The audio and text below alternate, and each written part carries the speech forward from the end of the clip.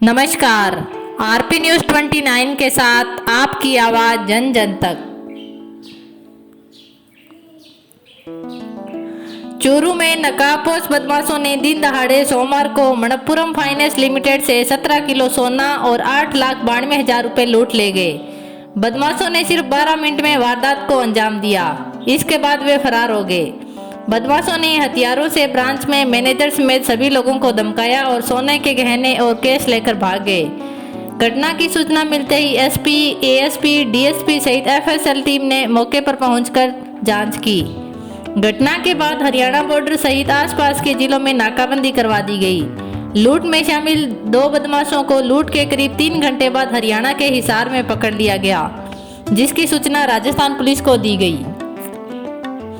हनुमानगढ़ जिला जेल में सोमवार सुबह दीवार के ऊपर से फेंके गए पैकेट में 45 ग्राम अफीम, 15 ग्राम गांजा, 2 मोबाइल, 2 चार्जर बरामद हुए। जेल की दीवार से बार बार आपत्तिजनक सामग्री के पैकेट फेंके जाने के बाद भी जेल प्रशासन की ओर से दीवार को ऊंचा नहीं करवाया जा रहा। जंक्शन पुलिस ने इस संबंध में अज्ञात के खिलाफ मामला दर्ज किया। फुटेज में प्रारंभिक तौर पर जेल की तरफ एक संदिग्ध कार नजर आई, जिसके बारे में पड़ताल की जा रही है। इससे पहले भी कई बार पिस्तौल, मोबाइल, नुकीली वस्तु फेंकी जा चुकी है।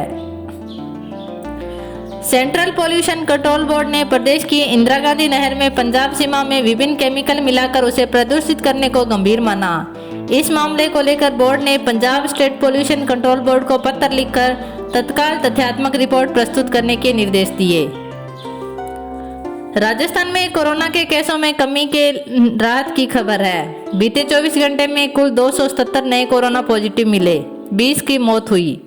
दूसरी लहर में पहली बार 8 जिले ऐसे रहे जहां एक भी कोरोना केस नहीं आया। श्रीगंगानगर और हनुमानगढ़ जिलों में भी 50 से कम केस रहे। राजस्थान सरकार ने वैक्सीनेशन के नियमों में बदलाव किया। राज्य से नौकरी या खेलकूद गतिविधियों के लिए कोई विदेश जाना चाहता है तो उसको 28 दिन बाद कोविशील्ड की दूसरी डोज लगाई जा सकती है। इसके लिए सरकार के पोर्टल पर आवेदन करना होगा। सामान्य कोविशील्ड की दूसरी डोज 84 दिन बाद लगाए जाने का नियम है।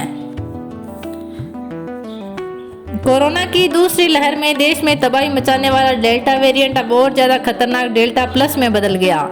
वैज्ञानिकों को आशंका है कि कोरोना मरीजों को दी जा रही मोनोक्लोनल एंटीबॉडीज कॉकटेल रस वेरिएंट पर बेअसर हो सकती है।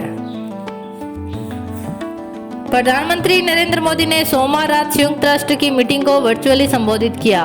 बंजर होती जमीन और सूखे के हालात पर हुई इस मीटिंग में प्रधानमंत्री ने कहा कि भारत ने हमेशा धरती को मां का दर्जा दिया। कम होती उपजाऊ भूमि और सूखा मानवता के लिए चिंता का विषय है। यह पूरी दुनिया के लिए खतरे का संकेत है।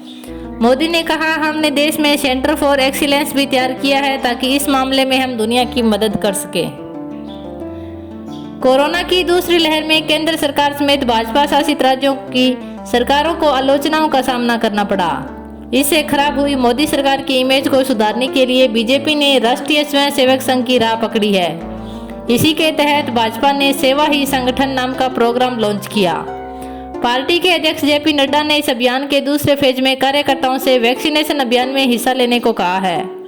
उन्होंने कार्यकर्ताओं को निर्देश दिए हैं कि ऐसे अभिभावकों के वैक्सीनेशन पर जोर दें जिनके घरों में 12 साल से कम आयु के बच्चे हैं। पश्चिमी बंगाल सरकार ने कोरोना से जुड़ी पाबंदियों को 1 जुलाई तक बढ़ा दिया। मुख्यमंत्री ममता बनर्जी ने सोमवार को जानकारी दी कि 1 जुलाई तक रात 9 बजे से सुबह 5 बजे तक के बीच लोगों की आवाजाही पर रोक रहेगी। हालांकि जरूरी सेवाओं को छूट दी गई है। Please like, share and subscribe. धन्यवाद।